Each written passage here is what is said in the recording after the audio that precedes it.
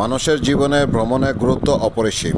আর আমরা বিভিন্ন সময়ে জীবনের শত ব্যস্ততার মাঝে চাই একটু স্বস্তির নিঃশ্বাস নিতে, বেরিয়ে পড়ি আমাদের পছন্দের জায়গায় ঘোরাফেরা করার জন্য।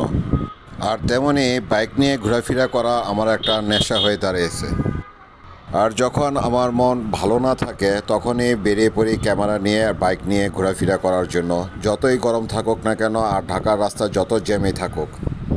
আর যখন ঘোরাফেরা করি বাইক নিয়ে ক্যামেরা নিয়ে তখনই মনের ভিতরে একটা শান্তি মিলে বা মনের ভিতরে একটা তৃপ্তি পাওয়া যায়। এই কারণে আমি চেষ্টা করি যে প্রতিদিনই বাইক নিয়ে ক্যামেরা নিয়ে বের হয়ে যাওয়ার জন্য। তাই আমি সবাইকে বলবো যে ঘোরাফেরা করার জন্য। ঘোরাফেরা করলে মনের মানসিকভাবে একটা শান্তি পাবেন, প্রশস্তি পাবেন, মনে জোর পাবেন এবং শারীরিকভাবে নিজেকে সুস্থ মনে করবেন।